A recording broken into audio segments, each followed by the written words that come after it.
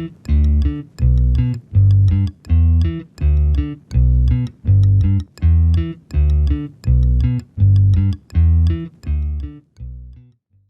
am Helen Wang, and my pronouns are she, her, and hers. And so I grew up in Beijing, the capital city of China, and came to the United States in 2001 to go to graduate school. So I've obtained a master's degree and a doctoral degree in communications. So I'm trained as a social scientist. And so when I was a master's student, I really focused on the role of technologies for communication. So there's a field we call computer-mediated communication. So I was curious about how people can meet others or maintain meaningful relationships through their use of technologies. And then when I became a doctoral student, so I went to the University of Southern California, the Annenberg School for Communication and Journalism. So as a first-year PhD student, this is fall of 2005. So I went to this event, kind of an award ceremony, lecture kind of thing. And the title for that lecture was Entertainment Education for Social Change, a fun journey with Ab Rogers. So imagine me, being like an eager learner and think, oh gosh, we're supposed to go to these events, but this title really caught my attention because it's got all the keywords that I was interested in. So I was interested in entertainment media, and I grew up with very strong sense of social responsibility. So education is a big part, and I almost got a second master's degree in educational technology in addition to communication. And then in the subtitle, when they said fun, I was like, that's cool. I didn't know being an academic can also be fun. So I got all the perks in the title, and I attended that lecture. So it turned out to be the inaugural award ceremony for Dr. Arvind Singhal, being the first one to receive the Entertainment Education Achievement Award. I fell in love with this discipline. I thought this is exactly what I wanted to do. But at the same time, I thought, okay, what can I contribute as a scholar? So what entertainment education is how you can use storytelling in entertainment programs. So in the earlier days, it's more like telenovelas or radio soap operas, where you introduce health and social issues in there, and you can use the characters as positive or negative role models and show how their decisions, their attitudes, their beliefs can affect their lives in terms of the consequences. So I thought, that's really awesome. I grew up watching a lot of TV and I love stories, but I was more interested in the role of technology, especially digital, interactive, immersive, kind of technologies. So I thought that could be my contribution. So my journey so far has been, now I'm almost 12 years out of grad school. I'm an associate professor of communication at the University of Buffalo. So I live in Buffalo, love the community here. And have been involved in projects all around the world, working with mostly underserved communities, women, children, adolescents, racial ethnic minorities, refugees. I've worked in the US, Canada, Singapore, China, El Salvador, Guatemala, and then we have another project now bringing intervention to Peru. So just really privileged. I love that it can be fun, and part of my job is fun. I can watch some television programs, and that's part of my job. And I love working with Hollywood, Bollywood, creative writers and producers to help them seamlessly incorporating, these kind of messaging, useful messaging into the entertainment experiences. And then, working with computer scientists, software engineers in terms of, looking at, for example, chatbots or mobile apps or even websites, certain things you can present in a very compelling way, but then you're helping your audience or the users to have better access to reliable resources and accurate information, which, when we talk about sex ed, is that's lacking pretty much everywhere around the world. And that's how I got into sort of projects that's really with a priority to promote sexual and reproductive health.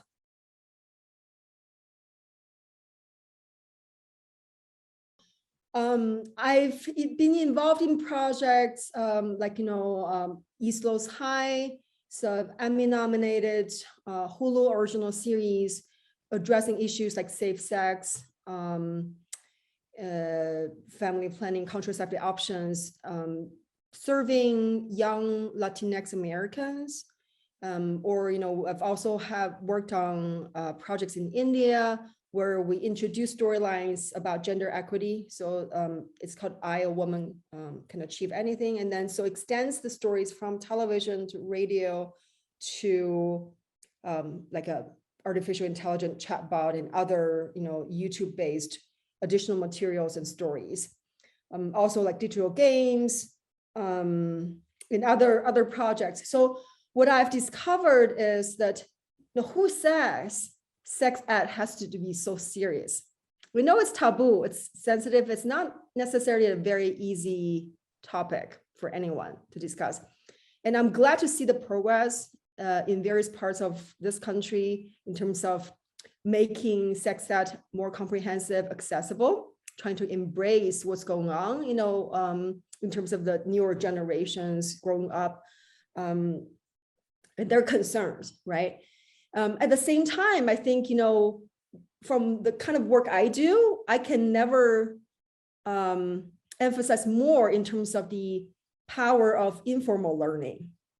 And especially what I do is to look at, the experiences we can create that really leverages the power of storytelling and emerging technologies.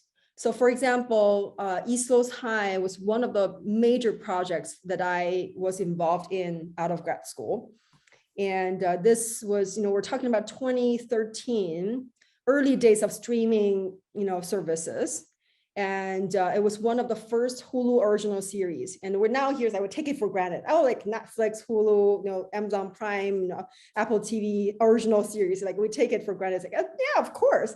But in those days, we're talking about almost 9-10 years ago, creating those shows, original content was really kind of a pioneering and a breakthrough kind of experience.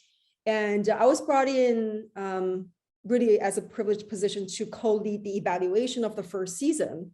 And so it was really purposefully designed to have characters, the cast, or they were all like the first all Hispanic Latino cast, producers, writers, to tell an authentic story about young people living in America, the challenges they face. So of course, if you work in this field, like teen pregnancy is one of the major concerns, even though the national, sort of rate is going down, declining over the years, but then there are certain groups that's still persistent and challenging. So the first season really focused on trying to promote safe sex, a whole range of contraceptive options, and really advocating that, it's your decision. And then where can you go if you find yourself in the position that, for example, one of the characters became a pregnant teen, right? So her name is Cici. So she was a co-captain of the dance team in this fictional high school. It's called East Los High, sort of located in East Los Angeles. Okay. And she was very sexually active and trying different things and had a mature but also abusive boyfriend who got her pregnant. So through her journey, the major storyline was introduced through the teen drama on Hulu. But then we had what we call the transmedia storytelling, where we had 9 other platforms on the digital channels and to extend the narrative experiences. So through her character, Cici, we had one of these 9 extensions called Cici's Vlog. So when she discovered she became pregnant and like, what do I need to consider? What kind of resources are there? And what information can I find out in terms of my options, right? And she had a series of vlogs that was coordinated with how the main storyline was unfolding on Hulu, that the viewers who could relate to her or know someone or care about her character and maybe their family friends in the real life who share some similarities can really follow her journey in terms of how her body was changing. What are some of the ways you can find out accurate information? What are the resources available to a pregnant teen, right? And then to kind of go on this journey with her as she was contemplating about all the options and arriving at her best option that she chose. So that was really powerful.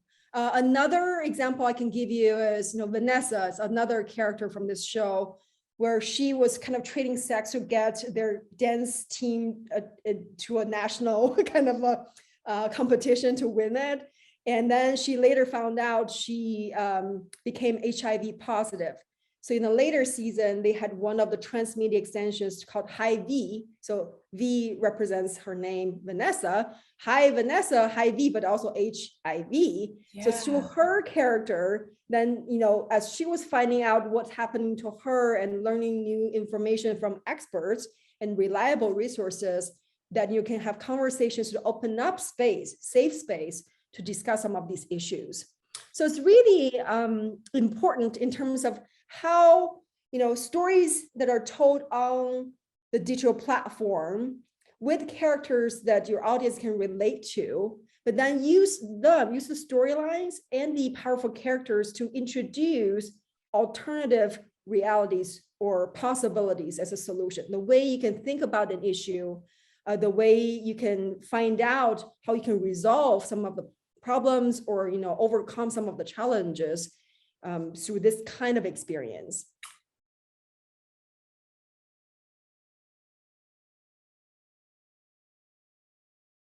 Yes, so it was about, I'd say 40 minutes each episode.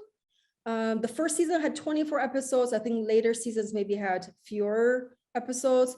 It went on for 4 seasons. And then in 2017, I think December, there was a 2-hour special finale. So the whole show ended. Had a lot of critical claims and awards, and including, I think, recognitions like 5 Emmy nominations for the performance in terms of this new genre, right?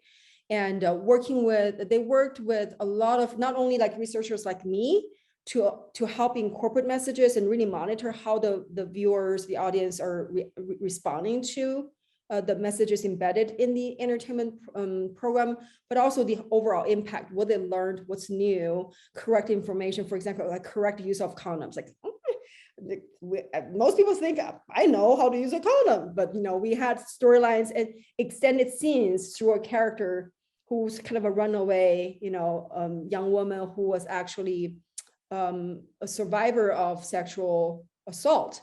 And then her aunt persuaded her to go to the local clinic to get tested. So through that, it's like, while they were waiting for some of the fast results, and the counselor says, do you know? And you could see like the look on her face, like, I survive on the streets. Of course I know how to use condoms. But then once they got deeper into the conversation, they were able to cover quite a few things. And then there was a list of, if I remember correctly, maybe 9 facts about correct use of condoms. We actually incorporated that in our evaluation in the lab experiment. That really helped a lot of people to learn new information and correct information. Even about a topic, it seems to be like common, right? And taken for granted sometimes. Yeah. And so it's really powerful. There's a funny character that can appeal to young men, right?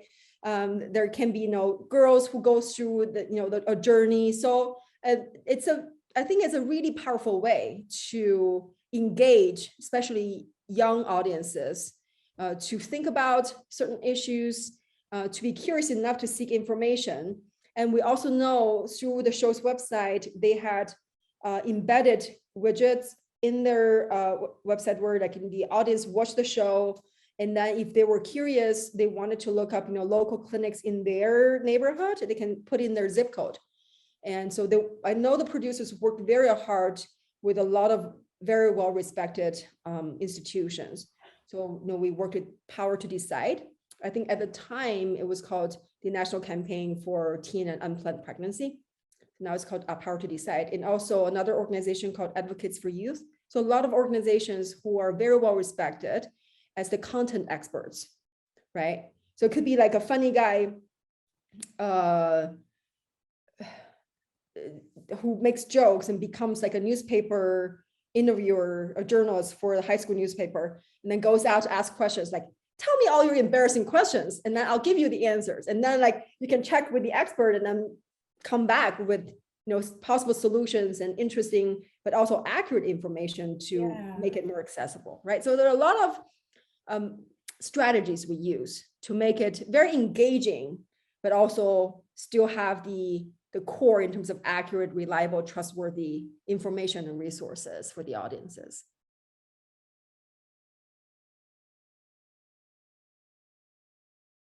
So this is actually the most recent extension from a project in India. It was launched, I believe, also around 2013 by the Population Foundation of India. And their goal is to promote gender equity. And so they worked with Bollywood writers to create this kind of dramatic serial on the national television network, so free to a lot of the audience, especially in rural areas. So a little bit different from the cable system or online streaming type of services, right? And the title is called Main Kuch Bhi Kar Sakti Hoon, or in English, I, a woman, can achieve anything. So you can already tell, like, this is talking about, main characters being a powerful role model for women and girls. And so this is like a doctor, a female doctor who basically abandoned her lucrative medical practice in Mumbai and moved back to her hometown village and trying to fight the social ills. We're talking about, forced abortions or violence against women or girls, or, certain stigma around, say, HIV and a lot of these issues. And they were able to, our partners were able to adapt the television show to make a version of them in different languages, like dialects on the radio. So you can increase the reach. We're easily talking about hundreds of millions in terms of audiences and listeners. And so my role with my research team was to help look at, investigate the role of technologies again. So this is the first time a system called interactive voice response system was used for large-scale audience engagement and monitoring and evaluation. So we're talking about millions of viewers and listeners watching the show on a weekly basis, and then call a toll-free number, and can participate in surveys or actually record their messages in terms of their suggestions for the show, their response to certain storylines, how they like certain characters, or actually they did so well across 3 seasons, they were able to adapt their focus from season 1 to season 2 to include or emphasize more of the role of men in the stories. So they even, included Bollywood actors who are very popular to help promote their show, give epilogues at the end of, certain key episodes, and youth as well, the young people. So they were able to really incorporate the feedback through the system and then adjust, broadcast schedules and also the content and the themes. And then so as an extension of that, the last few years, we were able to work with the producers in season 3, which is the most recent one, where they were thinking, okay, so we've got pretty stable and successful kind of reach in terms of rural areas, maybe adults population. What about urban youth? So one of the extension they really were curious and interested in is working with in a company called AI for Good. So using artificial intelligence, technologies to engage urban youth better. So the AI chatbot was the result of that collaboration. So, okay, how can we extend the main character from the television show to be a younger version of her as an avatar, the interface of the chatbot, and talking to people in the cities, but who go to school, but still would not have access to real sex ed. And in India, there are some programs, but again, very minimal, very serious, very limited in terms of the coverage. Not to mention counseling services or access to certain kind of contraceptive options, right? So through this chatbot, we were able to do, there were different versions of it. So the publications you heard about is the second version of it, 2.0, where we had branched options. So, curated videos from the television show. So there's a connection of the avatar with the main characters in the show. So branched out options in terms of what topic you're interested in. So you can look through. So there's like, short videos or games, or, you can do emoji, click, it sort of interact with the chatbot. But more importantly, there's the option for you to just talk, to this bot. And one of the most important things we found out through our study is that as part of the onboarding process, we make it very clear to the user that there's no human behind this app. And one might think, gosh, then who can trust a machine to talk to them about sensitive and private personal, stuff like sex? And on the contrary, what we discovered was because they knew there's no human, sort of moderating what they were putting into this conversation in the chat box, they thought this actually could be a non-judgmental place. They were not going to be judged by a machine, by a bot. So then they can ask whatever they want, and they can share whatever the experiences they have. So what we were able to do is we looked at all the features built into the design part, like to optimize the user experience. And then we also looked at some of the statistics or the analytics in terms of user engagement.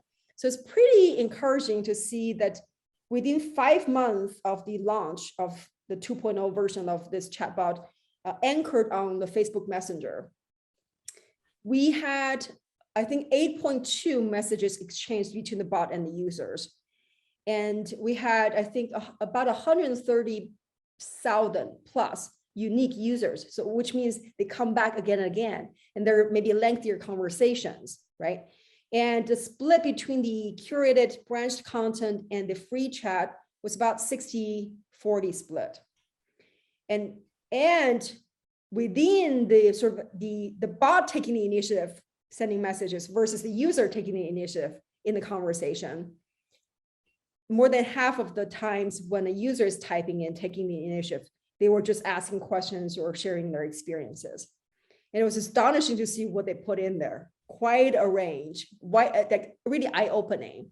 And we also found out a great majority of these users were young men, which anyone who works in sex ed knows. Any intervention on sex, sexual and reproductive health, education, or promotion, it's harder to engage men, especially young men.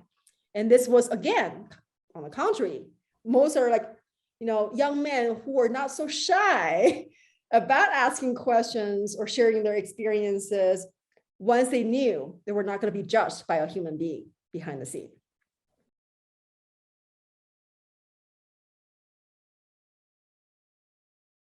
Right, so they were not branched. The first version was branched. The second version, behind the scene, this is part of the AI technologies, right? So it's called the natural language processing, right? So one of the unique features about this particular application, the chatbot, is it's using English. So it's a combination of Hindi and English, specifically designed for young Indian, users. So that's how they talk. It's a combination of English and Hindi. And so I think it actually has a lot of potential in terms of the overall design feature that can be adapted for, young men and women, say in the United States or other countries. Yeah. The key is that, we have different entry points. There are characters, there are shows, there are videos, there are games. So there's a lot of content, visually very appealing and engaging. And then there's the possibility to actually have a pretty intelligent conversation where, you can be directed to useful information based on your personal situations, right? And curiosity. And we also were able to work with ministries and certain nonprofit organizations to include helplines as well. Yeah, one of the 2 helplines we included was, I think, on gender-based violence. So you're talking about sexual and reproductive health and some of the issues that could bubble up, or abusive relationships, especially you encounter stories and characters, then you recognize, oh gosh, like, that could happen to me, or that's what's happening to me. So we included established helplines in there where a user, if you navigate, on the app, then, it's something you or someone could really benefit from. And then we know, certain number of users actually visit that page. And my dream would be to work with engineers and, other partners like the ones who offer the helpline to, collaborate with us to track actually how many people were able to actually take action to call them and schedule an appointment to follow up. That would be really amazing in terms of just the behavioral change as a direct result of an intervention, right? So what we were able to do is just to look at how many people got the information. We haven't been able to see, like, track how many of them out of the people who got the number who actually called.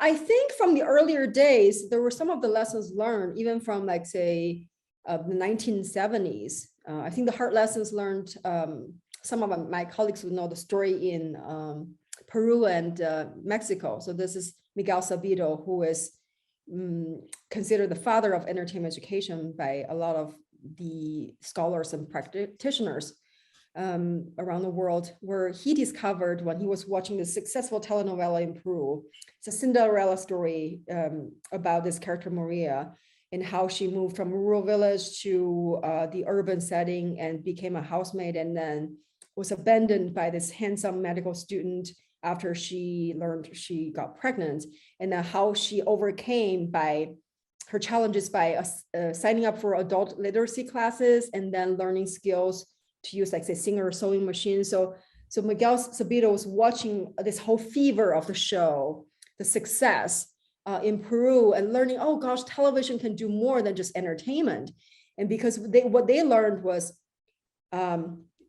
when they saw Maria signing up for adult literacy classes, the fans of the show, we're talking about a ton, like a majority in the population, actually like basically emulated her model to try to actually do the same thing. And then the Ministry of Education wasn't equipped to do that.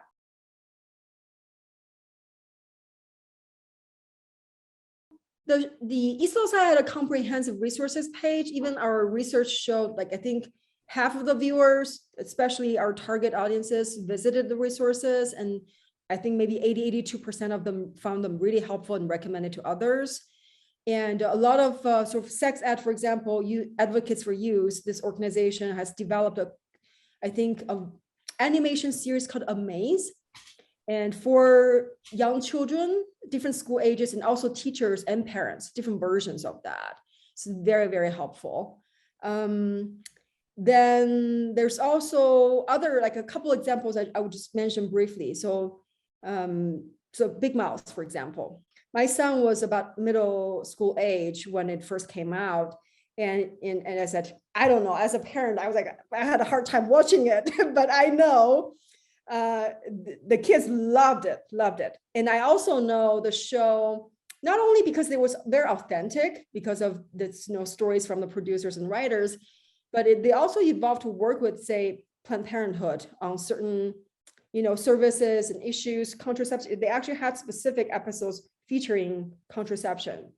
Another one I'd like to mention briefly is something called Yasmin. It's an ad campaign in China, which is quite novel in the sense that, this is from the marketing point of view, where the combined oral contraceptive pill called Yasmin, YASMIN.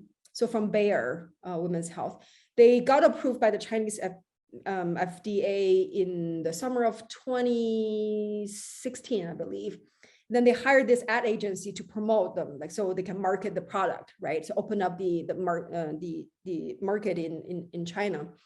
So this agency was so creative that they noticed that, if your target audiences are, like, say, young adults who are going to, for example, college, they were able to use the #1 mobile app for university students. we're talking about easily millions of students in thousands of universities.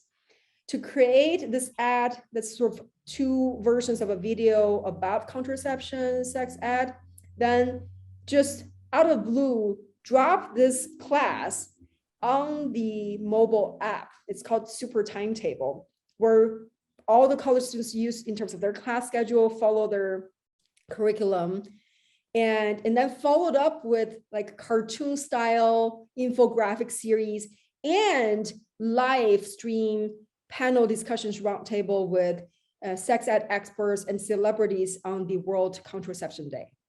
And they actually won the 2017 Cannes Silver Line ad campaign award. So my point here is, from the work I do with different collaborators in different parts of the world, is to not limit sex ed to only formal settings. It's great, nothing wrong with it, but also on top of that, to really find opportunities in terms of informal learning and really trust the power of storytelling and really leverage some of these unique features of emerging new technologies.